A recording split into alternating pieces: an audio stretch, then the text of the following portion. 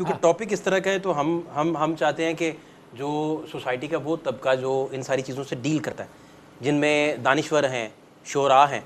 Directors हैं जो film making करते हैं, तो हम चाहते हैं कि उन सारे लोगों से भी बात करें। अहमद हमाद साहब दानिश्वर हैं, शायर हैं, हमारे साथ मौजूद हैं। अहमद साहब, ये आज हमने प्रोग्राम इस टॉपिक पे रखा हुआ है कि ये अगर एक तो पैमरा को एक्शन लेना चाहिए और दूसरा सिनेमा घरों में इंडियन फिल्में बंद हों, लेकिन उसके बाद लोगों के पास एग्जिट भी होना चाहिए ना, कि वो क्या करें, कोई हमारे क्या यहाँ देखें? हमारी सकाफ़त को फ़रोग़ देने के लिए क्या क्या रुकावटें हैं, क्या क्या मसाइल हैं जिनको दूर कराया जाए गवर्नमेंट से, हम और आप लोग मिलके, कि हम ताकि इंडियन कल्चर से हम एक तरफ तो हम हर वक्त कहते हैं हमारा दुश्मन मुल्क है, हमारा दुश्मन मुल्क है, दूसरी तरफ से बच्चे जो है कुछ वो बिल्कुल एक वक्त ऐसा था कि बिल्कुल अपना आखिरी हदूद को छू रही थी, लेकिन अब आहिस्ता आहिस्ता इम्प्रूव कर रही है। तो मेरा ख्याल ये है कि अगर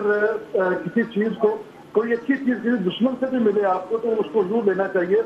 आप ये देखें कि एक ज़माना था जब दानिश्वर लोग ये कहा करते थे कि जो कम तालीम याफ्ता सोसाइटी होती है उसको तब्दील करने के लिए किताब से ज्यादा फिल्म काम आती है। तो एक जमाना था कि रशिया में उसने इनकलाब अपना मैसेज देना था। रशिया में उसने कहा कि हम शायद किताबों से, नज़मों से, नावलों से उस तरीके से इनकलाब बर्पा ना कर सकें या अपना मैसेज कम्युनिकेट ना कर सकें जिस तरह हम अपने फिल्म